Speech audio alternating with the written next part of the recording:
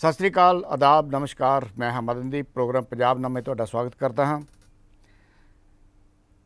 दलित वोटां किहड़ी party लई खतरे की घंटी हैं, ये असीं गल करनी है। बाकी बहुत सारिया गल्लां हुंदियां, लेकिन असीं इस विषय के उत्ते हाले तक उस गंभीरता नाल कोई चर्चा नहीं की, ना ही किते मैं सुनी है। वोटां सिर ते हन। अक्तूबर नवंबर च असीं दस्सिया भी सी तुहानूं पहलां भी कि ऐलान हो सकता है तरीकां दा। पंजाब के चोण अधिकारी ने तैयारी शुरू कर भी दी है और दलितां दे सियासी गलियारियां दे विच पार्टियां दे आगूआं ने गेड़ियां भी शुरू कर दित्तियां। इस करके इहदे ते चर्चा करनी बनदी है कि इस वार दलित वोटां नूं भरमाउण लई किस तरह के हथकंडे वरते जा सकते हैं और किहड़ियां-किहड़ियां पार्टियां इहदे लई जोर ला रही हैं। इत्थे एक गल दसनी बड़ी जरूरी है कि पंजाब दे विच जिहड़ी पिछली जिहड़ी जनगणना सी उस दे मुताबिक 31.6% दलित वसों है पंजाब च। और जे असीं रुझान देखीए पिछले 10 मतलब एक दहाके का रुझान जिहड़ा हुंदा है उहदे विच लगभग 2% जिहड़ी वसों है वो वधी है। और यदा मतलब ये है कि इस समय पंजाब के अंदर 33% तो वध वसों है दलित भाईचारे की। और 33% वसों के उत्ते नज़र रखनी ये बाकियां नालों किते वध जरूरी बन जाती है जिहड़ियां सियासी पार्टियां उन्हां लई। बहुत सारिया गल्लां सुन रहे हैं, सारिया गल्लां क्लीयर करांगे। और इस जिहड़ी ये साडे ये अज दा जिहड़ा विषय है ਇਹਦੇ ਉੱਤੇ ਜਿਹੜੀ ਗੱਲਬਾਤ ਕਰਨੀ है ਸਾਡੇ ਨਾਲ बहुत ही पंजाब ਦੇ काबिल IAS अधिकारी कई ਜ਼ਿਲ੍ਹਿਆਂ ਦੇ ਵਿੱਚ डिप्टी कमिश्नर भी रहे और पंजाब ਦੇ प्रिंसीपल सैकटरी भी रहे ने। और इन्हां दिनां ਵਿੱਚ ਜਦੋਂ ਇਹ ਹੁਣ अपनी ਜ਼ਿੰਮੇਵਾਰੀਆਂ ਤੋਂ मुक्त हो गए ने ਤਾਂ ਇਹ ਦਲਿਤ ਭਾਈਚਾਰੇ ਦੇ ਵਾਸਤੇ ਪੰਜਾਬ ਦੇ ਅੰਦਰ ਕੰਮ ਕਰ ਰਹੇ ਆ और ਗ੍ਰਾਸ ਰੂਟ ਤੇ ਕੰਮ ਕਰ ਰਹੇ ਆ। ਪਿਛਲੇ ਸਮੇਂ 'ਚ ਇਹਨਾਂ ਦਾ ਕੰਮ ਜਿਹੜਾ ਉਹ ਚਰਚਾ 'ਚ ਵੀ ਆਇਆ और ਕਿਸਾਨ ਅੰਦੋਲਨ ਦੇ ਵਿੱਚ ਵੀ ਇਹਨਾਂ ਨੂੰ ਕਿਸਾਨਾਂ ਨੇ ਬਕਾਇਦਾ ਤੌਰ ਤੇ ਅੱਗੇ ਲਿਜਾ ਕੇ ਮੂਰਲੀ ਕਤਾਰ ਵਿੱਚ ਰੱਖ ਕੇ ਇਹ ਕੰਮ ਉਹਦੇ ਵਿੱਚ ਵੀ ਕਰ ਰਹੇ ਆ, ਮੂਰਲੀ ਕਤਾਰ ਦੇ ਵਿੱਚ ਕੰਮ ਕਰ ਰਹੇ ਆ ਕਿਸਾਨ ਅੰਦੋਲਨ 'ਚ। सेवा मुक्त IAS SR ਲੱਦੜ, सब तो पहला सर तुहाडा स्वागत है जी। धन्यवाद।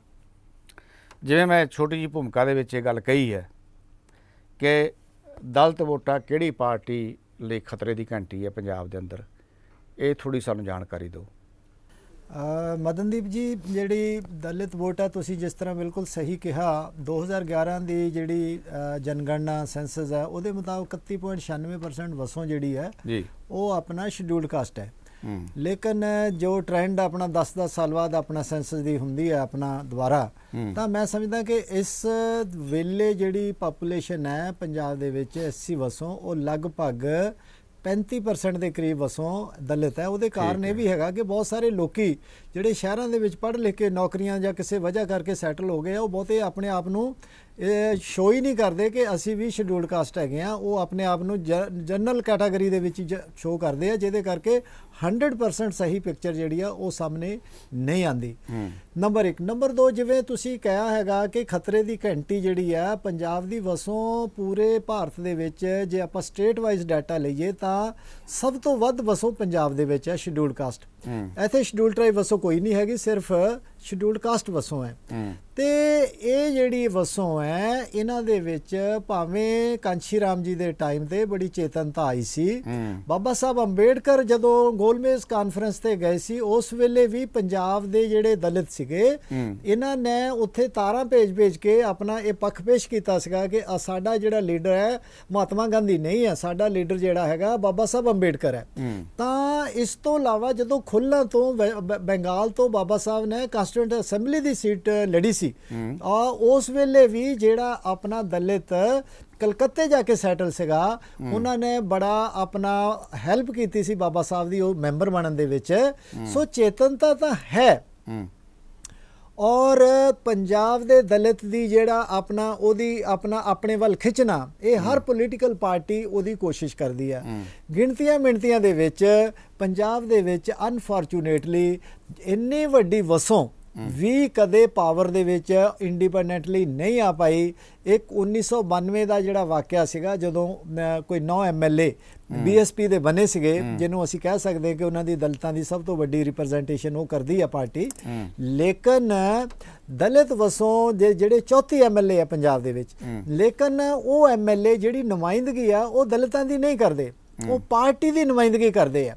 ਇਸ ਕਰਕੇ ਉਹ ਕਦੇ ਵੀ ਦਲਿਤਾਂ ਦੇ ਇਸ਼ੂਜ਼ ਨੂੰ ਲੈ ਕੇ ਉਹ ਮੂੰਹ ਨਹੀਂ ਖੋਲਦੇ, ਜਿਸ ਕਰਕੇ ਉਹ ਆਪਣਾ ਖਤਰੇ ਦੀ ਘੰਟੀ ਤਾਂ ਇਸ ਤਰ੍ਹਾਂ ਹੈ। ਮੈਂ ਤੁਹਾਨੂੰ ਦੱਸਣਾ ਚਾਹਾਂਗਾ ਕਿ ਜਦੋਂ ਵੀ ਚਾਹੇ ਅਕਾਲੀ BJP ਪਾਵਰ ਚਾਹੀਏ, ਚਾਹੇ ਕਾਂਗਰਸ ਪਾਵਰ ਚਾਹੀਏ, ਜਦੋਂ ਦਲਿਤਾਂ ਦੇ ਮੈਕਸਿਮਮ ਮੈਜੋਰਿਟੀ MLA ਜਿਸ ਪੋਲੀਟੀਕਲ ਪਾਰਟੀ ਵੱਲ ਜਾਂਦੇ ਆ, ਉਹਦੀ ਸਰਕਾਰ ਬਣਦੀ ਹੈ। ਜੇ ਉਹ ਅਕਾਲੀਆਂ ਨਾਲ ਗਏ ਤਾਂ ਅਕਾਲੀਆਂ ਦੀ ਸਰਕਾਰ ਬਣੀ ਹੈ, ਤੇ ਜੇ ਉਹ ਆਪਣਾ ਕਾਂਗਰਸ ਨਾਲ ਗਏ ਤਾਂ ਕਾਂਗਰਸ ਦੀ ਸਰਕਾਰ ਬਣੀ ਹੈ। ਇਸ ਕਰਕੇ ਇਹ ਖਤਰੇ ਦੀ ਘੰਟੀ ਤਾਂ ਸਾਰੀਆਂ ਪੋਲੀਟੀਕਲ ਪਾਰਟੀਆਂ ਦੇ ਵਾਸਤੇ ਹੈ, ਦਲਿਤ ਵੋਟ ਜੀ। ਇਹ ਜਿਹੜੀ ਲੱਧੜ ਸਾਹਿਬ ਗੱਲ ਕਰ ਰਹੇ, ਇਹਦੇ 'ਚ ਦੋ ਗੱਲਾਂ ਬਹੁਤ ਮਹੱਤਵਪੂਰਨ ਗੱਲਾਂ ਹੈਗੀਆਂ। ਪਹਿਲੀ ਗੱਲ ਹੈਗੀ 1992 ਦੇ ਵਿੱਚ ਸਭ ਤੋਂ ਵੱਧ ਜਿਹੜੇ MLA ਬਣੇ ਸੀ BSP ਦੇ, ਬਸਪਾ ਦੇ, ਉਹ ਕਿਉਂ ਬਣੇ? ਉਹਦਾ ਕੀ ਕਾਰਨ ਸੀ? ਤੁਹਾਨੂੰ ਯਾਦ ਹੋਣਾ ਚਾਹੀਦਾ ਕਿ 92 ਦਾ ਜਿਹੜਾ ਸਮਾਂ ਸੀ ਪੰਜਾਬ ਦਾ, ਉਹ ਕਿਸ ਤਰ੍ਹਾਂ ਦਾ ਸਮਾਂ ਸੀ, ਔਰ ਉਸ ਸਮੇਂ ਦੇ ਦੌਰਾਨ ਜੇ ਯੂਨਾਈਟਿਡ ਹੁੰਦਾ ਦਲਿਤ ਭਾਈਚਾਰਾ ਤਾਂ ਉਹਦਾ ਨਤੀਜਾ ਇਹ ਨਿਕਲਦਾ ਹੈ ਕਿ ਉਹਦੇ MLA ਪਹਿਲੀ ਵਾਰ ਪੰਜਾਬ ਦੇ ਅੰਦਰ ਜ਼ਿਆਦਾ ਬਣ ਕੇ ਸਾਹਮਣੇ ਆਉਂਦੇ ਆ। ਦੂਸਰੀ ਗੱਲ ਜਿਹੜੀ ਕਹਿ ਰਹੇ ਆ ਕਿ ਜਿਹੜੀਆਂ ਵੱਖ-ਵੱਖ ਪਾਰਟੀਆਂ ਇਸ ਵੇਲੇ ਪੰਜਾਬ ਦੇ ਅੰਦਰ ਮੁੱਖ ਧਾਰਾ ਰਾਜਨੀਤੀ ਦੇ ਵਿੱਚ ਹੈਗੀਆਂ, ਉਹਦੇ ਵਿੱਚ ਲਗਭਗ 34 ਦਲਿਤ MLA ਇਸ ਵੇਲੇ ਹੈਗੇ ਆ, ਪਰ ਉਹ ਵਿਸ਼ੇਸ਼ ਤੌਰ 'ਤੇ ਆਪਣੀ ਕਿਸੇ ਦਲਿਤ ਪਾਰਟੀ ਨਾਲ ਸੰਬੰਧ ਨਹੀਂ ਰੱਖਦੇ। ਜਾਂ ਤਾਂ ਕਾਂਗਰਸ 'ਚ ਨੇ, ਜਾਂ ਅਕਾਲੀ ਦਲ 'ਚ ਨੇ, ਔਰ ਜਾਂ ਫਿਰ ਉਹ ਹੈਗੇ ਆ ਆਮ ਆਦਮੀ ਪਾਰਟੀ ਦੇ ਵਿੱਚ। ਇਹ ਤੁਸੀਂ ਦੱਸੋ ਲੱਧੜ ਸਾਹਿਬ, BSP ਬਾਰੇ ਬਹੁਤ ਚਰਚਾ ਚੱਲ ਰਹੀ ਪੰਜਾਬ ਦੇ ਅੰਦਰ ਕਿ ਇਸ ਵਾਰ BSP ਦੇ ਨਾਲ, ਬਸਪਾ ਦੇ ਨਾਲ ਸਮਝੌਤੇ ਵਾਸਤੇ ਅੱਡੀ ਚੋਟੀ ਦਾ ਜ਼ੋਰ ਲੱਗਿਆ ਹੋਇਆ ਹੈ। ਅਕਾਲੀ ਦਲ ਦਾ ਵੀ ਲੱਗਿਆ ਹੋਇਆ, ਕਾਂਗਰਸ ਵੀ ਆਪਣੇ ਤੌਰ 'ਤੇ ਜ਼ੋਰ ਲਾ ਰਹੀ ਹੈ, ਆਮ ਆਦਮੀ ਪਾਰਟੀ ਵੀ ਕਾਫੀ ਚਰਚਾ ਕਰ ਰਹੀ ਹੈ। ਇੱਥੋਂ ਤੱਕ ਕਿ ਜਿਹੜੇ ਅਕਾਲੀ ਦਲ ਨੂੰ ਛੱਡ ਕੇ ਗਏ ਆ, ਉਹ ਵੀ ਕਾਫੀ ਇਸ ਵੇਲੇ ਦਲਿਤ ਭਾਈਚਾਰੇ ਬਸਪਾ ਦੇ ਵੱਲ ਅੱਖ ਰੱਖ ਕੇ ਸੋਚ ਰਹੇ ਆ। ਬਸਪਾ ਦੀ ਪੰਜਾਬ ਦੇ ਵਿੱਚ ਕੀ ਭੂਮਿਕਾ ਹੋ ਸਕਦੀ ਹੈ, ਜਿਹਦੀ ਮਾਇਆਵਤੀ ਅਗਵਾਈ ਕਰ ਰਹੀ ਹੈ? ਦੇਖੋ ਆਪਣਾ ਮਦਨਦੀਪ ਜੀ, ਜਿਹੜੀ ਦਲਿਤ ਭਾਈਚਾਰਾ ਹੈ ਇਹ 100%, ਜਿਵੇਂ ਤੁਸੀਂ ਪਹਿਲਾਂ ਹੀ ਕਿਹਾ ਆਪਣੀ ਗੱਲ ਦੇ ਵਿੱਚ ਹੀ ਕਿ ਆਪਣਾ 32% ਵੋਟ ਜਿਹੜੀ ਆ ਉਹ ਦਲਿਤ ਭਾਈਚਾਰੇ ਦੀ ਹੈ। ਲੇਕਿਨ ਜੇ ਤੁਸੀਂ ਇਹਨਾਂ ਦਾ ਪਿਛਲਾ ਰਿਕਾਰਡ ਦੇਖੋ ਬਸਪਾ ਦਾ, ਤਾਂ ਇਹ ਘਟਦਾ ਪਿਛਲੀ ਵਾਰੀ 1.5-2% ਤੇ ਆ ਗਿਆ। ਤੇ ਇਸ ਕਰਕੇ ਜੇ 1.5-2% ਵੋਟ ਕਿੱਧਰ ਜਾਂਦੀ ਹੈ ਕਿੱਧਰ ਨਹੀਂ ਜਾਂਦੀ ਹੈ, ਇਹਦੇ ਨਾਲ ਕੋਈ ਬਾਹਲਾ ਫਰਕ ਪਾਰਟੀਆਂ ਨੂੰ ਪੈਂਦਾ ਨਹੀਂ ਹੈ।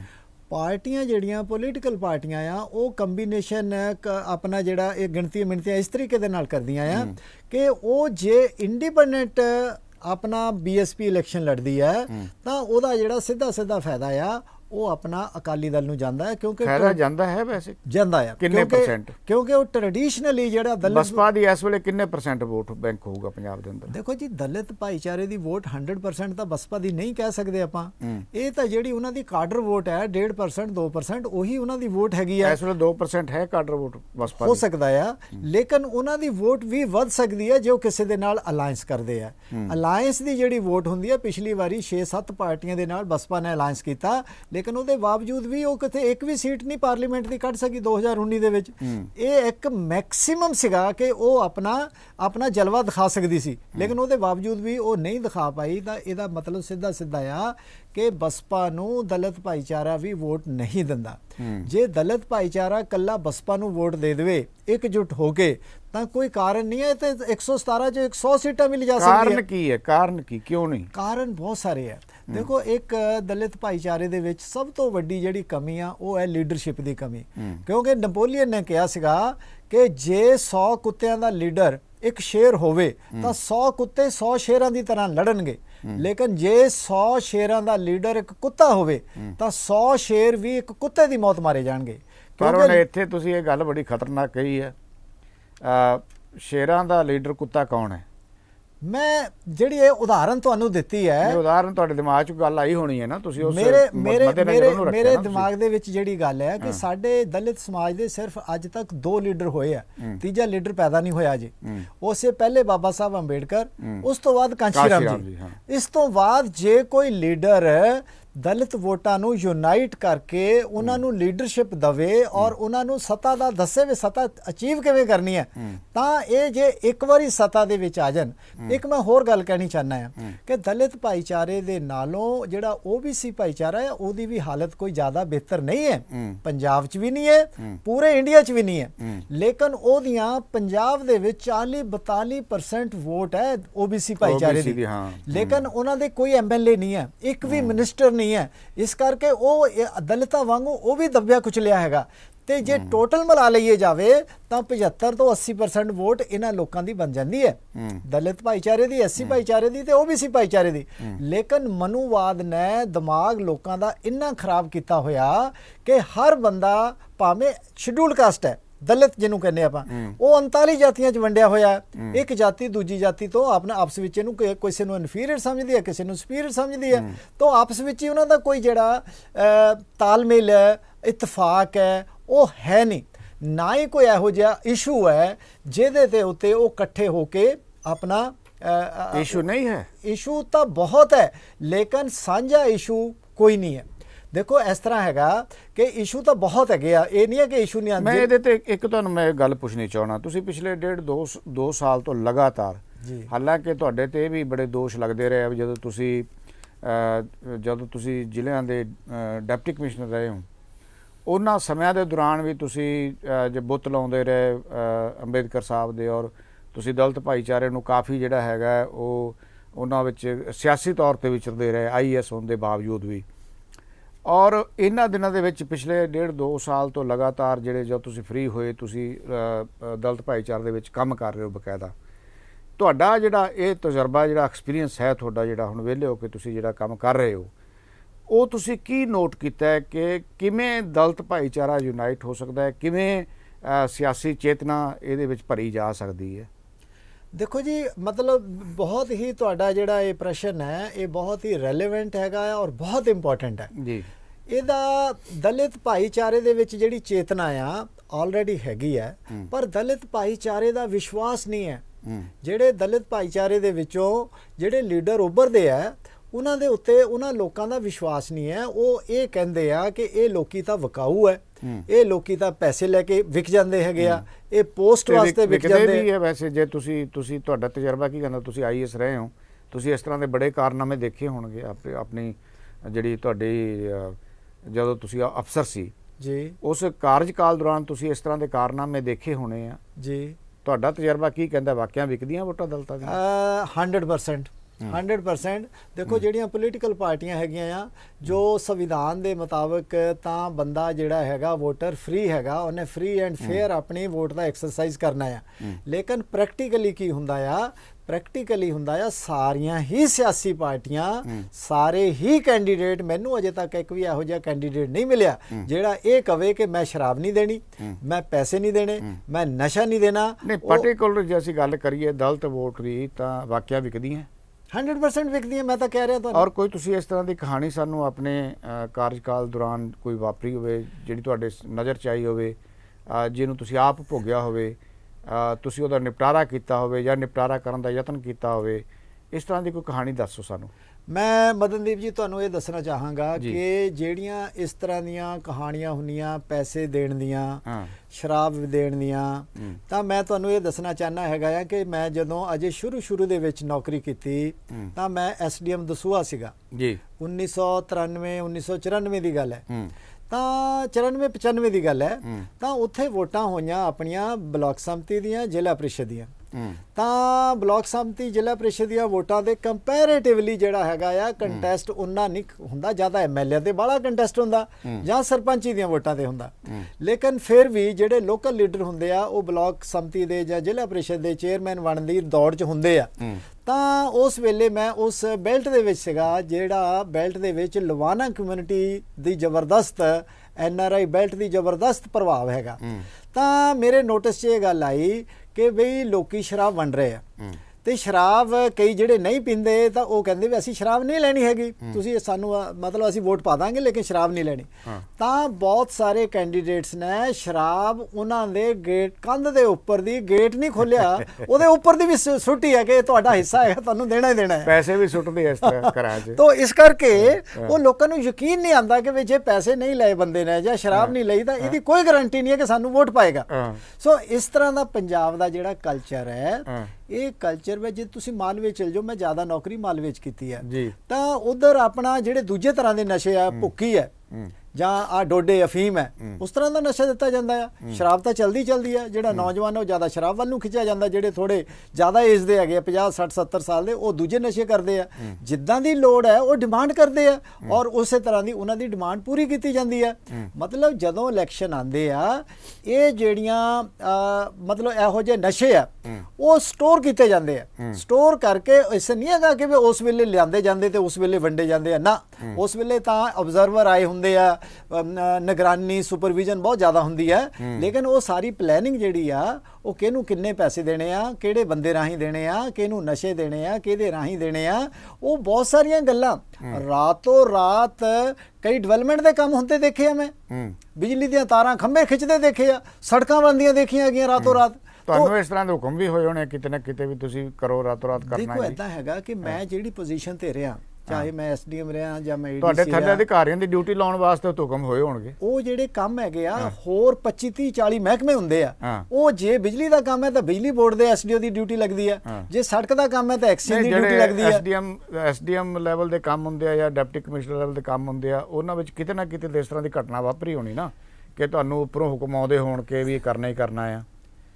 ਨਹੀਂ, ਪ੍ਰਭਾਵਿਤ ਕਰਨ ਲਈ ਉਹਦੇ ਵਿੱਚ ਜਿੱਦਾਂ ਹੁਣ ਤੁਸੀਂ ਕਹਿ ਰਹੇ ਹੋ ਕਿ ਕੰਮ ਕਰਨੇ ਆ, ਉਹਦੇ ਵਿੱਚ ਜਿਹੜੀ ਰੂਲਿੰਗ ਪਾਰਟੀ ਹੁੰਦੀ ਆ, ਮੰਨ ਲਓ ਰੂਲਿੰਗ ਪਾਰਟੀ ਜਿਹੜੀ ਹੈਗੀ ਆ ਅੱਜ ਕਾਂਗਰਸ ਹੈ, ਔਰ ਕਾਂਗਰਸ ਦੇ ਕਹਿਣ ਦੇ ਅਗਰ ਕੋਈ ਕੰਮ ਹੋ ਰਿਹਾ ਹੈਗਾ ਤਾਂ ਉਹਦੇ ਵਿੱਚ ਕੋਈ ਵੀ ਬੰਦਾ, ਚਾਹੇ ਉਹ ਡੀਸੀ ਹੈ, ਚਾਹੇ ਐਸਡੀਐਮ ਹੈ, ਚਾਹੇ ਉਹ ਕੋਈ ਆਪਣੇ ਮਹਿਕਮੇ ਦਾ ਅਫਸਰ ਹੈ ਸੀਨੀਅਰ, ਕੋਈ ਅੜਚਨ ਨਹੀਂ ਪਾਉਂਦਾ। ਉਹ ਕਹਿੰਦੇ ਕਿ ਕੰਮ ਹੋਣਾ ਚਾਹੀਦਾ। ਅੱਛਾ, ਇਹ ਬੜੀ ਇੰਪੋਰਟੈਂਟ ਗੱਲ ਹੈ ਜੀ। ਬਲਦਰ ਸਾਹਿਬ ਸੌਰੀ ਮੈਂ ਤੁਹਾਨੂੰ ਟੋਕ ਰਿਹਾ ਜੀ। ਇਹ ਸੱਚਿਓਂ ਪਤਾ ਲੱਗ ਜਾਂਦਾ, ਜਿਵੇਂ ਕਹਿੰਦੇ ਕਿ ਬਿਊਰੋਕ੍ਰੇਸੀ ਨੂੰ ਪਹਿਲਾਂ ਹੀ ਪਤਾ ਲੱਗ ਜਾਂਦਾ ਵੀ ਸਰਕਾਰ ਬਦਲ ਜਾਣੀ ਹੈ? ਹਾਂ ਜੀ, ਬਿਲਕੁਲ। ਇਹ ਮੈਨੂੰ ਦੱਸੋ ਕਿ ਇਹ ਤਾਂ ਦੇਖੋ ਜਿਹੜੇ ਬਿਊਰੋਕਰੈਟ ਹੈ ਇਹ ਇੱਕ ਤਰ੍ਹਾਂ ਦੇ ਮੌਸਮ ਵਿਗਿਆਨੀ ਹੁੰਦੇ ਆ। ਅੱਛਾ, ਇਹ ਆਪਣਾ ਇਹਨਾਂ ਦੀ ਜੱਜਮੈਂਟ ਹੋ ਜਾਂਦੀ ਇਹਨਾਂ ਨੂੰ ਕਿ ਅੱਜ ਕੱਲ ਹੁਣ ਲੋਕਾਂ ਦਾ, ਕਿਉਂਕਿ ਫੀਲਡ 'ਚ ਲੱਗਾ, ਕੋਈ ਐਸਡੀਐਮ ਹੈ, ਕੋਈ ਏਡੀਸੀ ਹੈ, ਕੋਈ ਡੀਸੀ ਹੈ, ਕੋਈ ਕਮਿਸ਼ਨਰ ਹੈ, ਹੋਰ ਬਹੁਤ ਸਾਰੀਆਂ ਪੋਸਟਾਂ ਆ, ਕੋਈ ਡੀਟੀਓ ਲੱਗਿਆ ਹੋਇਆ, ਕੋਈ ਹੋਰ ਇਸ ਤਰ੍ਹਾਂ ਦੀਆਂ ਫੀਲਡ ਪੋਸਟਿੰਗ ਹੈ। ਉਹਨਾਂ ਨੂੰ ਇੱਕ ਜੱਜਮੈਂਟ ਹੋ ਜਾਂਦੀ ਹੈ ਕਿ ਵੀ ਹੁਣ ਲੋਕਾਂ ਦਾ ਰੁਝਾਨ ਕਿੱਧਰ ਨੂੰ ਹੈ। ਕਿ ਲੋਕੀ, ਮੈਂ ਇਸ ਕਰਕੇ ਤੁਹਾਡੇ ਤੇ ਪੁੱਛਿਆ ਹੈ ਵੀ ਜਦੋਂ 2002 ਦੀਆਂ ਚੋਣਾਂ ਦੇ ਦੌਰਾਨ ਜੀ, ਜਦੋਂ ਕੈਪਟਨ ਅਮਰਿੰਦਰ ਸਿੰਘ ਦੀ ਸਰਕਾਰ ਆਉਂਦੀ ਹੈ ਜੀ, ਬਾਦਲ ਦੀ ਸਰਕਾਰ ਜਦੋਂ ਜਾਂਦੀ ਹੈ ਜੀ, ਉਦੋਂ ਮੈਂ ਇਸ ਖਾਸ ਮਤਲਬ ਹੈ ਕਿ ਇਸ ਸਾਈਕੋਲੋਜੀ ਦੇ ਉੱਤੇ ਮੈਂ ਰਿਸਰਚ ਕੀਤੀ ਆਪ ਜੀ, ਪੱਤਰਕਾਰ ਦੇ ਨਾਤੇ ਜੀ, ਕਿ ਕੀ ਸੱਚੀ ਮੁੱਚੀ ਬਿਊਰੋਕ੍ਰੇਸੀ ਨੂੰ ਇਹ ਪਤਾ ਲੱਗ ਜਾਂਦਾ ਹੈ। ਔਰ ਮੈਂ ਬਹੁਤ ਨੇੜਿਓਂ ਹੋ ਕੇ ਦੇਖ ਰਿਹਾ ਸੀ, ਜੇ ਐਤਕਾਂ ਸੱਚੀ ਮੁੱਚੀ ਕੈਪਟਨ ਅਮਰਿੰਦਰ ਸਿੰਘ ਦੀ ਸਰਕਾਰ ਆਉਂਦੀ ਹੈ ਤਾਂ ਇਹ ਬਿਲਕੁਲ ਸਹੀ ਗੱਲ ਹੈ ਕਿ ਬਿਊਰੋਕ੍ਰੇਸੀ ਨੂੰ ਪਹਿਲਾਂ ਪਤਾ ਲੱਗ ਜਾਂਦਾ, ਕਿਉਂਕਿ ਮੈਨੂੰ 1 ਸਾਲ ਪਹਿਲਾਂ ਬਹੁਤ ਸਾਰੇ ਬਿਊਰੋਕਰੇਟਸ ਨੇ ਕਿਹਾ ਸੀ ਕਿ ਬਾਦਲ ਸਰਕਾਰ ਗਈ ਜੀ। ਇਸ ਵਾਰ ਕੀ ਅਨੁਮਾਨ ਲਾ ਰਹੇ ਹੋ? ਦੇਖੋ ਆਪਣਾ ਆਪਾਂ ਮਦਨਦੀਪ ਜੀ ਕੋਈ ਭਵਿੱਖਬਾਣੀ ਕਰਨੀ ਤਾਂ ਸਹੀ ਨਹੀਂ ਹੈਗੀ ਅਨੁਮਾਨ ਤੇ, ਲੇਕਿਨ ਮੈਂ ਤੁਹਾਨੂੰ ਇੱਕ 2012 ਦੀ ਗੱਲ ਦੱਸਣੀ ਚਾਹੁੰਦਾ ਹਾਂ। ਬਿਲਕੁਲ ਤੁਹਾਡੇ ਜਿਹੜਾ ਸਵਾਲ ਹੈ ਉਹਦਾ ਹੀ ਮੈਂ ਆਨਸਰ ਦੇਣ ਦੀ ਕੋਸ਼ਿਸ਼ ਕਰਾਂਗਾ। 2011 ਦੇ ਵਿੱਚ ਮੈਂ ਆਪਣਾ ਡਿਵੀਜ਼ਨਲ ਕਮਿਸ਼ਨਰ ਪਟਿਆਲਾ ਸੀਗਾ। ਪਹਿਲਾਂ ਮੈਂ 4 ਸਾਲ ਲਾਏ ਆਪਣਾ ਜਲੰਧਰ, ਉਸ ਤੋਂ ਬਾਅਦ ਮੇਰੀ ਬਦਲੀ ਹੋਣੀ ਸੀਗੀ ਕਿਉਂਕਿ ਤੁਸੀਂ 3 ਸਾਲ ਤੋਂ ਵੱਧ ਲੰਬੇ ਸਮੇਂ ਦੇ ਪੀਰੀਅਡ ਤੇ ਨਹੀਂ ਰਹਿ ਸਕਦੇ ਤੇ ਮੈਨੂੰ ਸਰਕਾਰ ਨੇ ਬਦਲ ਕੇ ਪਟਿਆਲੇ ਲਾਤਾ।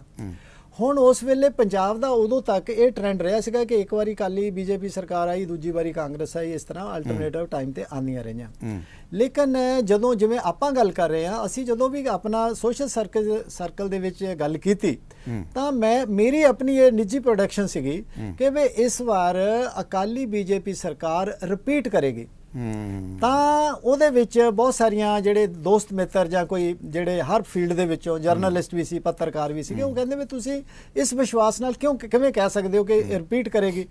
ਤੇ ਉਹ ਬਾਅਦ ਦੇ ਵਿੱਚ ਸੱਚ ਵੀ ਗੱਲ ਹੋਈ, ਇੱਥੋਂ ਤੱਕ ਕਿ ਆਪਣਾ ਕਹਿੰਦੇ ਆ ਕਿ ਲੋਕੀ ਕਈ ਦਿੱਲੀ ਤੋਂ ਤੁਰੇ ਹੋਏ ਸੀਗੇ, ਰਸਤੇ ਵਿੱਚ DGP ਕਿਹਨੇ ਬਣਨਾ, ਚੀਫ ਸੈਕਟਰੀ ਕਿਹਨੇ ਬਣਨਾ, ਬਹੁਤ ਸਾਰੀਆਂ ਪੋਸਟਾਂ ਦੇ ਉੱਤੇ ਆਪਣਾ ਨਾਂ ਚੱਲਦਾ ਸੀ ਉਹਨਾਂ ਨੂੰ, ਲੇਕਿਨ ਰਸਤੇ 'ਚੋਂ ਵਾਪਸ ਜਾਣਾ ਪਿਆ। ਲੇਕਿਨ ਸਰਕਾਰ ਫਿਰ ਰਿਪੀਟ ਹੋਈ ਅਕਾਲੀ BJP ਦੀ। ਉਹਦੇ ਕਾਰਨ ਮੈਂ ਲੌਜੀਕਲੀ ਦੱਸਦਾ ਸੀਗਾ ਕਿ ਦੇਖੋ ਪਿਛਲੇ ਪਹਿਲੇ ਟੈਨਿਓਰ ਦੇ ਵਿੱਚ ਅਕਾਲੀ BJP ਸਰਕਾਰ ਨੇ ਕੋਈ ਧੱਕਾ ਨਹੀਂ ਕੀਤਾ ਲੋਕਾਂ ਦੇ ਨਾਲ, ਕਿਸੇ ਤਰ੍ਹਾਂ ਦਾ ਧੱਕਾ ਮੇਰੀ ਨੋਟਿਸ 'ਚ ਨਹੀਂ ਆਇਆ। ਮੈਂ ਤਾਂ ਫੀਲਡ 'ਚ ਰਿਹਾ, ਕਿਸੇ ਤਰ੍ਹਾਂ ਦੀ ਰਿਕਰੂਟਮੈਂਟ ਜਿੰਨੀ ਹੋਈ ਹੈ ਉਹਦੇ ਵਿੱਚ ਕਿਸੇ ਨੇ ਕੋਈ ਕਰਪਸ਼ਨ ਦੇ ਚਾਰਜ ਨਹੀਂ ਲਾਏ ਕਿ ਪੈਸੇ ਲੈ ਕੇ ਕਰਪਸ਼ਨ ਹੋਈ ਹੈ, ਕਿਸੇ ਨੇ ਬਦਲੀਆਂ ਦੇ ਚਾਰजेस ਨਹੀਂ ਲਾਏ ਕਿ ਬਦਲੀਆਂ ਹੋਈਆਂ ਔਰ ਪੈਸੇ ਲੈ ਕੇ ਹੋਈਆਂ, ਸੰਭਲ ਕੇ ਚੱਲੇ ਆ ਨਹੀਂ। ਲੇਕਿਨ ਇਸ ਦੇ ਬਾਵਜੂਦ ਵੀ ਡਿਵੈਲਪਮੈਂਟ ਨਜ਼ਰ ਆ ਰਹੀ ਸੀਗੀ, ਫਲਾਈਓਵਰ ਬਣ ਰਹੇ ਸੀ, ਸੜਕਾਂ ਦੀ ਵਾਈਡਨਿੰਗ ਹੋ ਰਹੀ ਸੀ, ਨਵੀਆਂ ਸੜਕਾਂ ਬਣ ਰਹੀਆਂ ਸੀ, ਹੋਰ ਡਿਵੈਲਪਮੈਂਟ ਦੇ ਹਜ਼ਾਰਾਂ ਕੰਮ ਹੋਏ। ਤੇ ਇਹ ਮੇਰਾ ਇੱਕ ਆਪਣਾ ਫਰਮ ਬਿਲੀਫ ਸੀਗਾ ਕਿ ਹਿਸਟਰੀ ਜੋ ਮਰਜ਼ੀ ਰਹੀ ਹੋਵੇ, 2012 ਦੇ ਵਿੱਚ ਸਰਕਾਰ ਨਵੀਂ ਉਹੀ ਰਿਪੀਟ ਹੋਣੀ ਚਾਹੀਦੀ ਹੈ ਔਰ ਹੋਈ। ਲੋਕੀ ਜਿਹੜੇ ਪੰਜਾਬ ਦੇ ਆ, ਮੈਂ ਇਹ ਸਮਝਦਾ, ਮੈਂ ਉਹਨਾਂ ਨੂੰ ਕ੍ਰੈਡਿਟ ਦਿੰਦਾ ਇਸ ਗੱਲ ਦਾ ਕਿ ਉਹ ਆਪਣਾ ਜਦੋਂ ਚੇਂਜ ਚਾਹੁੰਦੇ ਆ ਤਾਂ ਚੇਂਜ ਆਂਦੀ ਆ, ਤੇ ਜਦੋਂ ਚੇਂਜ ਨਹੀਂ ਚਾਹੁੰਦੇ ਤਾਂ ਚੇਂਜ ਨਹੀਂ ਆਂਦੀ। ਹੁਣ ਜਿਹੜਾ ਮੇਰਾ ਸਵਾਲ ਹੈ, ਅਖੀਰਲਾ ਸਵਾਲ ਇਹ, ਆਪਣੇ ਕੋਲ ਸਮਾਂ ਥੋੜਾ ਬਚਿਆ ਹੈ ਜੀ, ਜਿਹੜਾ ਦਲਿਤ ਭਾਈਚਾਰਾ, ਕਿਉਂਕਿ ਤੁਹਾਨੂੰ 2 ਸਾਲ ਹੋ ਗਏ ਲਗਭਗ ਜਿਹੜੇ ਹੋਲ ਟਾਈਮ ਕੰਮ ਕਰਦਿਆਂ ਨੂੰ ਜੀ, ਮੇਰੇ ਖਿਆਲ 2 ਸਾਲ ਹੋ ਗਏ। ਹਾਂਜੀ ਹਾਂਜੀ ਹਾਂ, ਔਰ ਮੈਂ ਆਪ ਦੇਖ ਰਿਹਾ ਤੁਹਾਨੂੰ ਹੋਲ ਟਾਈਮ ਕੰਮ ਕਰਦਿਆਂ ਨੂੰ। ਇਸ ਵਾਰ ਦਲਿਤ ਭਾਈਚਾਰੇ ਦਾ ਰੁਝਾਨ ਤੁਹਾਨੂੰ ਕੀ ਨਜ਼ਰ ਆ ਰਿਹਾ ਹੈ? ਕੀ ਉਹ ਕਾਂਗਰਸ ਵੱਲ ਰੁਝਾਨ ਹੈ, ਕੀ ਉਹ ਅਕਾਲੀ ਦਲ ਵੱਲ ਰੁਝਾਨ ਹੈ, ਕੀ ਉਹ ਇਹਨਾਂ ਦੋਨਾਂ ਪਾਰਟੀਆਂ ਤੋਂ ਵੱਖਰਾ ਕੋਈ ਰੁਝਾਨ ਨਜ਼ਰ ਆ ਰਿਹਾ ਹੈ, ਕੀ ਇਹਦੇ ਵਿੱਚ ਕਿਤੇ ਨਾ ਕਿਤੇ ਕਿਸਾਨ ਅੰਦੋਲਨ ਦਾ ਵੀ ਕੋਈ ਪ੍ਰਭਾਵ ਹੈ? ਇਹ ਥੋੜੀ ਜਿਹੀ ਸਾਨੂੰ ਜਾਣਕਾਰੀ ਦਿਓ। ਮਦਨਦੀਪ ਜੀ, ਮੈਂ ਇਹ ਸਮਝਦਾ ਹੈਗਾ ਕਿ ਦਲਿਤ ਭਾਈਚਾਰੇ ਦਾ ਜਾਂ ਕਿਸੇ ਵੀ ਭਾਈਚਾਰੇ ਦਾ ਅਜੇ ਕਿਸੇ ਪਾਸੇ ਕੋਈ ਰੁਝਾਨ ਨਹੀਂ ਹੈਗਾ, ਲੇਕਿਨ ਖਾਸ ਕਰਕੇ ਕਿਉਂਕਿ ਤੁਸੀਂ ਦਲਿਤ ਭਾਈਚਾਰੇ ਦੀ ਗੱਲ ਕੀਤੀ ਆ, ਤਾਂ ਮੈਂ ਇਹ ਸਮਝਦਾ ਹੈਗਾ ਕਿ ਪੰਜਾਬ ਦੇ ਵਿੱਚ ਦਲਿਤ ਭਾਈਚਾਰੇ ਦੀ ਆਪਣੀ ਸਰਕਾਰ ਆਣੀ ਚਾਹੀਦੀ ਹੈ।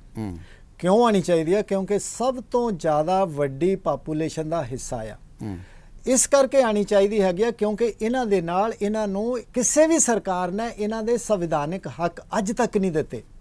ਪੰਜਾਬ ਐਗਰੀਕਲਚਰ ਯੂਨੀਵਰਸਿਟੀ ਆ, ਉੱਥੇ ਅੱਜ ਵੀ 0% ਰਿਪਰੈਜ਼ੈਂਟੇਸ਼ਨ ਹੈ ਦਲਿਤਾਂ ਦੀ, ਔਰ 32% ਆਫੀਸ਼ੀਅਲ ਲੈਂਗੁਏਜ, ਆਫੀਸ਼ੀਅਲ ਫਿਗਰਸ ਹੈ ਕਿ ਇਹਨਾਂ ਦੀ ਪਾਪੂਲੇਸ਼ਨ 32% ਹੈ 2011 ਦੀ ਸੈਂਸਸ ਦੇ ਮੁਤਾਬਕ। ਲੇਕਿਨ ਆਪਣਾ ਇਹਨਾਂ ਨੂੰ ਜਿਹੜੀ ਨੌਕਰੀਆਂ 'ਚ ਰਿਜ਼ਰਵੇਸ਼ਨ ਹੈ, ਐਡਮਿਸ਼ਨ 'ਚ ਰਿਜ਼ਰਵੇਸ਼ਨ ਹੈ, ਉਹ 25% ਹੈ, ਔਰ ਪ੍ਰਮੋਸ਼ਨ ਦੇ ਵਿੱਚ ਜਿਹੜੀ ਰਿਜ਼ਰਵੇਸ਼ਨ ਹੈ ਉਹ 14% ਹੈ। ਇਹ ਜਿਹੜੀ ਸਰਕਾਰ ਹੈ, ਕਿਸੇ ਵੀ ਸਰਕਾਰ ਨੇ ਦਲਿਤਾਂ ਨੂੰ ਇਨਸਾਫ ਨਹੀਂ ਦੇਣਾ। ਇਸ ਕਰਕੇ ਦਲਿਤਾਂ ਨੂੰ ਚਾਹੀਦਾ ਆ ਕਿ ਕਿਸੇ ਵੀ ਜਿਹੜੇ 34 MLA ਹੈ, ਮੈਂ ਪਹਿਲਾਂ ਵੀ ਕਹਿ ਚੁੱਕਾ ਕਿ ਇਹ ਪਾਰਟੀਆਂ ਦੇ MLA, ਦਲਿਤਾਂ ਦੇ MLA ਨਹੀਂ ਹੈ। ਇਸ ਕਰਕੇ ਦਲਿਤ ਲੀਡਰਾਂ ਨੂੰ ਇਹ ਗੱਲ ਸਮਝ ਲੈਣੀ ਚਾਹੀਦੀ ਹੈ ਕਿ ਜਦੋਂ ਤੱਕ ਉਹ ਬਰਾਬਰ ਦੇ ਭਾਈਵਾਲ ਨਹੀਂ ਬਣਦੇ, ਉਦੋਂ ਤੱਕ ਦਲਿਤਾਂ ਦੇ ਨਾਲ ਕਿਸੇ ਵੀ ਪਾਰਟੀ ਨੇ ਇਨਸਾਫ ਨਹੀਂ ਕਰਨਾ। ਇੱਥੋਂ ਤੱਕ ਕਿ ਜਿਹੜੀ ਸੰਵਿਧਾਨ ਦੇ ਮੁਤਾਬਕ, ਐਕਟ ਦੇ ਮੁਤਾਬਕ 1/3 ਪੰਚਾਇਤੀ ਜ਼ਮੀਨ ਸਰਕਾਰ ਅਲਾਓ ਕਰਦੀ ਕਿ ਇਹ ਵਾਹੁਣ, ਉਹ ਵੀ ਦਲਿਤਾਂ ਤੋਂ ਵਾਣ ਦਾ ਇਜਾਜ਼ਤ ਨਹੀਂ ਹੈ, ਉਹ ਬੋਲੀ ਹੁੰਦੀ ਹੈ। ਇਹਨਾਂ ਸਾਰੀਆਂ ਗੱਲਾਂ ਦੇ ਬਾਵਜੂਦ ਸਾਰਾ ਇਹ ਜਿਹੜਾ ਹੈਗਾ, ਇਹ ਦਲਿਤ ਭਾਈਚਾਰਾ ਹੰਡਾਰ ਹੈ ਇਹ ਸਾਰੇ ਦੁਖਾਂਤ ਜਿਹੜਾ ਹੈਗਾ। ਤੁਹਾਨੂੰ ਕੀ ਲੱਗਦਾ ਹੈ ਕਿ ਇਸ ਵਾਰ ਦਲਿਤ ਭਾਈਚਾਰਾ ਕੋਈ ਨਿਰਣਾਇਕ ਭੂਮਿਕਾ ਵਿੱਚ ਆ ਸਕਦਾ ਹੈ? ਇਹ ਜੇ ਵਕਤ ਦੱਸੇਗਾ, ਇਹਨੂੰ ਅਜੇ ਇਸ ਤਰ੍ਹਾਂ ਅੰਦਾਜ਼ਾ ਕੀ ਹੈ, ਕਹਿਣਾ ਬਹੁਤ ਮੁਸ਼ਕਲ ਹੈ। ਅੰਦਾਜ਼ਾ ਕੀ ਹੈ ਤੁਹਾਡਾ ਤਜਰਬਾ ਕੀ ਦੱਸਦਾ 2 ਸਾਲ ਦਾ? ਮੈਂ ਇਹ ਤੁਹਾਨੂੰ ਇਹ ਮਦਨਦੀਪ ਜੀ ਕਹਿਣਾ ਚਾਹੁੰਦਾ ਕਿਉਂਕਿ ਤੁਸੀਂ ਇੱਕ ਬੜਾ ਵੱਡਾ ਇਕੱਠ ਜਿਹੜਾ ਕੀਤਾ ਸੀ, ਲੁਧਿਆਣੇ ਕੀਤਾ ਸੀ ਜਦੋਂ ਕਿਸਾਨ ਅੰਦੋਲਨ ਦੇ ਸੰਦਰਭ 'ਚ, ਤਾਂ ਲੋਕਾਂ ਦਾ ਬੜਾ ਵੱਡਾ ਹੁੰਗਾਰਾ ਮਿਲਿਆ ਸੀ। ਕੀ ਤੁਸੀਂ ਇੱਕ ਵਾਰ ਫਿਰ ਦੁਬਾਰਾ ਇਸੇ ਤਰ੍ਹਾਂ, ਜਿਵੇਂ ਤੁਸੀਂ ਬਹੁਤ ਵੱਡਾ ਇੱਕ ਇਕੱਠ ਕੀਤਾ ਲੁਧਿਆਣੇ ਦੇ ਵਿੱਚ, ਤੁਸੀਂ ਇਹਨਾਂ ਚੋਣਾਂ ਦੇ ਵਿੱਚ ਦਲਿਤਾਂ ਦੀ ਆਪਣੀ ਭੂਮਿਕਾ ਨੂੰ ਲੈ ਕੇ ਕੋਈ ਉਹਨਾਂ ਨੂੰ ਤੁਸੀਂ ਇਸ ਤਰ੍ਹਾਂ ਇੱਕ ਜਗ੍ਹਾ ਇਕੱਠਾ ਕਰ ਸਕਦੇ ਹੋ? ਦੇਖੋ, ਜਿਹੜੀ ਆਪਣਾ ਦਲਿਤ ਭਾਈਚਾਰੇ ਦੀ ਗੱਲ ਹੈਗੀ ਆ ਕਿ ਮੈਂ ਸਮਝਦਾ ਪੰਜਾਬ ਦੇ ਵਿੱਚ ਕੋਈ ਵੀ ਪੋਲੀਟੀਕਲ ਪਾਰਟੀ ਕਿਸੇ ਜਾਤ ਨੂੰ ਲੈ ਕੇ ਚੱਲੇਗੀ ਤਾਂ ਕਾਮਯਾਬ ਨਹੀਂ ਹੋਏਗੀ। ਸਾਨੂੰ ਗੁਰੂ ਨਾਨਕ ਦੇਵ ਜੀ ਦੀ ਸਰਬ ਸਾਂਝੀਵਾਲਤਾ ਦੇ ਸਿਧਾਂਤ ਤੇ ਚੱਲਣ ਦੀ ਲੋੜ ਹੈ, ਜਿਨ੍ਹਾਂ ਨੇ ਕਿਹਾ ਸੀ ਕਿ ਨੀਚਾਂ ਅੰਦਰ ਨੀਚ ਜਾਤ, ਨੀਚੀ ਹੂੰ ਅਤੀ ਨੀਚ, ਨਾਨਕ ਤਿਨਕੇ ਸੰਗ ਸਾਥ, ਵੱਡਿਆਂ ਸਿਓ ਕਿਆਰੀ। ਠੀਕ ਹੈ, ਇਹ ਗੱਲ ਠੀਕ ਹੈ, ਪਰੰਤੂ ਜਿਹੜੀ ਤੁਸੀਂ ਨਾਲ ਹੀ ਇਹ ਗੱਲ ਕਹਿ ਰਹੇ ਹੋ ਕਿ ਦਲਿਤਾਂ ਦੀ ਆਪਣੀ ਸਰਕਾਰ ਹੋਣੀ ਚਾਹੀਦੀ ਹੈ, ਜੇ ਤੁਸੀਂ ਸਰਬ ਧਰਮ ਦੀ ਗੱਲ ਕਰੋਗੇ ਤਾਂ ਫਿਰ ਦਲਿਤ ਭਾਈਚਾਰਾ ਜਿਹੜੇ ਮਰਜ਼ੀ ਪਾਰਟੀ ਵਿੱਚ ਜਾ ਰਿਹਾ, ਫਿਰ ਤੁਹਾਨੂੰ ਕੀ ਇਤਰਾਜ਼ ਹੈ? ਮੈਨੂੰ ਇਤਰਾਜ਼ ਇਸ ਗੱਲ ਦਾ ਹੈਗਾ ਕਿ ਜਿਹੜਾ ਬਾਬਾ ਸਾਹਿਬ ਅੰਬੇਡਕਰ ਨੇ ਆਪਣਾ ਇੱਕ ਪ੍ਰੀਐਮਬਲ ਦੇ ਵਿੱਚ ਸੋਸ਼ਲ ਜਸਟਿਸ ਦੀ ਗੱਲ ਕੀਤੀ। ਉਹਨਾਂ ਨੇ ਕਿਹਾ 3 ਤਰ੍ਹਾਂ ਦਾ ਜਸਟਿਸ ਹਰ ਨਾਗਰਿਕ ਦਾ ਅਧਿਕਾਰ ਹੈ, ਸੋਸ਼ਲ, ਪੋਲੀਟੀਕਲ ਤੇ ਇਕਨੋਮਿਕ। ਉਹ ਤਿੰਨਾਂ ਦੇ ਵਿੱਚ ਸਾਨੂੰ ਅਜੇ ਵੀ ਪੰਜਾਬ ਸਰਕਾਰ ਨੇ ਜਾਂ ਭਾਰਤ ਸਰਕਾਰ ਨੇ ਆਪਣਾ ਦਲਿਤ ਭਾਈਚਾਰੇ ਨੂੰ ਆਪਣਾ ਬਣਦਾ ਹੱਕ ਨਹੀਂ ਦਿੱਤਾ। ਉਹ ਹੱਕ ਤਾਂ ਹੀ ਮਿਲੇਗਾ ਜੇ ਤੁਸੀਂ ਸੱਤਾ ਦੇ ਵਿੱਚ ਆਓਗੇ, ਕਿਉਂਕਿ ਜਦੋਂ ਕੋਈ ਕਮਿਊਨਿਟੀ ਜਾਂ ਕੋਈ ਆਪਣਾ ਸਮਾਜ ਸੱਤਾ ਦੇ ਵਿੱਚ ਆਂਦਾ ਹੈਗਾ ਤਾਂ ਫਿਰ ਉਹਦੇ ਜਿਹੜੇ ਬਣਦੇ ਹੱਕ ਹੈ ਉਹਨਾਂ ਨੂੰ ਕੋਈ ਰੋਕ ਨਹੀਂ ਸਕਦਾ ਹੈਗਾ। ਇਸ ਕਰਕੇ ਸੱਤਾ ਦੇ ਵਿੱਚ ਆਏ ਬਗੈਰ, ਕਿਉਂਕਿ ਬਾਬਾ ਸਾਹਿਬ ਅੰਬੇਡਕਰ ਨੇ ਇਹ ਵੀ ਕਿਹਾ ਸੀਗਾ ਕਿ ਜਿਹੜੀ ਸੱਤਾ ਆ, ਜਿਹੜੀ ਪੋਲੀਟੀਕਲ ਪਾਵਰ ਹੈ, ਇੱਕ ਕੁੰਜੀ ਹੈ, ਇੱਕ ਚਾਬੀ ਹੈ ਜਿਹੜੀ ਹਰ ਤਰ੍ਹਾਂ ਦੀਆਂ ਪ੍ਰੋਬਲਮਸ ਦੇ ਜਿਹੜੇ ਤਾਲੇ ਆ ਉਹਨਾਂ ਨੂੰ ਖੋਲ ਦਿੰਦੀ ਹੈ। ਸੋ ਇਸ ਕਰਕੇ ਕਿਸੇ ਪਾਰਟੀ 'ਚ ਰਹਿ ਕੇ ਦਲਿਤ ਸਮਾਜ ਦਾ ਕਦੇ ਉਧਾਰ ਨਹੀਂ ਹੋਣਾ, ਕਦੇ ਇਹਨਾਂ ਦਾ ਭਲਾ ਨਹੀਂ ਹੋਣਾ। ਇਹਨਾਂ ਨੂੰ ਚਾਹੀਦਾ ਕਿ ਆਪਣਾ ਅਲੱਗ ਇੰਡੀਪੈਂਡੈਂਟ ਫਰੰਟ ਬਣਾਉਣ ਔਰ ਉਹਨਾਂ ਦੇ ਨਾਲ ਆਪਣੇ ਬਰਾਬਰ ਦੇ ਭਾਈਵਾਲ ਬਣ ਕੇ ਸੱਤਾ ਜਾਣ ਤੇ ਫਿਰ ਆਪਣੇ ਸਮਾਜ ਦਾ ਭਲਾ ਕਰ ਸਕਦੇ ਆ। ਦੂਜੇ ਦਾ ਆਪਣਾ ਨੁਕਸਾਨ ਕਰਨ ਦੀ ਲੋੜ ਨਹੀਂ ਹੈ, ਆਪਣਾ ਭਲਾ ਕਰਨ ਦੇ ਵਾਸਤੇ ਇਹਨਾਂ ਨੂੰ ਸੱਤਾ ਜਾਣਾ ਬਹੁਤ ਜ਼ਰੂਰੀ ਹੈ। ਸੋ ਲੱਦੜ ਸਾਹਿਬ ਨੇ ਇੱਕ ਤਰ੍ਹਾਂ ਨਾਲ ਇਹ ਕਿਹਾ ਹੈ ਕਿ ਵਿਕਾਊ ਹੋਣ ਦੇ ਦੋਸ਼ਾਂ ਤੋਂ ਮੁਕਤੀ ਇਸ ਵੇਲੇ ਪਾਉਣ ਦੀ ਸਭ ਤੋਂ ਵੱਧ ਜਿਹੜੀ ਜ਼ਰੂਰਤ ਹੈ ਦਲਿਤ ਭਾਈਚਾਰੇ ਨੂੰ। ਬਿਲਕੁਲ ਇਹ ਗੱਲ ਠੀਕ ਹੈ, ਜਿੰਨੀ ਦੇਰ ਤੱਕ ਤੁਹਾਨੂੰ ਇਹ ਕਿਹਾ ਜਾਏਗਾ ਕਿ ਵਿਕਾਊ ਵੋਟ ਹੈ, ਉਨੀ ਦੇਰ ਤੱਕ ਤੁਹਾਡੀ ਆਪਣੀ ਸ਼ਕਤੀ ਜਾਗਰਤ ਨਹੀਂ ਹੋ ਸਕਦੀ। ਉਹ ਸ਼ਕਤੀ ਜਿਹੜੀ ਤੁਹਾਡੀ ਅੰਦਰੂਨੀ ਸ਼ਕਤੀ ਹੈ ਉਹ ਤੁਹਾਡੇ ਸਰੀਰ ਤੇ ਤੁਹਾਡੇ ਦਿਮਾਗ ਵਿੱਚ ਨਹੀਂ ਆ ਸਕਦੀ। ਇਹੀ ਮੈਨੂੰ ਸਮਝ ਆਈ ਹੈ ਜੋ ਲੱਦੜ ਸਾਹਿਬ ਨੇ ਕਿਹਾ ਹੈ, ਕਿਉਂਕਿ ਜਿਹੜੇ ਸੂਬੇ ਦੇ ਅੰਦਰ 35% ਤੋਂ ਵੱਧ ਵਸੋਂ ਹੈ ਦਲਿਤ ਭਾਈਚਾਰੇ ਦੀ, ਔਰ ਉਹਦੀ ਭੂਮਿਕਾ ਜਿਹੜੀਆਂ ਰਾਜਨੀਤਿਕ ਪਾਰਟੀਆਂ ਸੱਤਾ ਵਿੱਚ ਆਉਂਦੀਆਂ ਉਹਨਾਂ ਨੂੰ ਸੱਤਾ ਵਿੱਚ ਲਿਆਉਣ ਦੇ ਵਿੱਚ ਇਹਨਾਂ ਦੀ ਜਿਹੜੀ ਭੂਮਿਕਾ ਹੈ ਉਹ ਬੜੀ ਅਹਿਮ ਭੂਮਿਕਾ ਹੈ। ਤਾਂ ਇਸ ਅਹਿਮ ਭੂਮਿਕਾ ਨੂੰ ਆਪਣੇ ਉਥਾਨ ਦੇ ਲਈ ਕਿਉਂ ਨਹੀਂ ਵਰਤਿਆ ਜਾ ਸਕਦਾ? ਸੋ ਇਹ ਪ੍ਰੋਗਰਾਮ ਕਿਵੇਂ ਲੱਗਿਆ, ਤੁਸੀਂ ਆਪਣੀ ਰਾਏ ਜ਼ਰੂਰ ਦੇਣਾ। ਲੱਦੜ ਸਾਹਿਬ ਤੁਹਾਡਾ ਬਹੁਤ ਬਹੁਤ ਸ਼ੁਕਰੀਆ ਜੀ, ਤੁਹਾਡਾ ਵੀ ਬਹੁਤ ਬਹੁਤ ਸ਼ੁਕਰੀਆ। Thank you.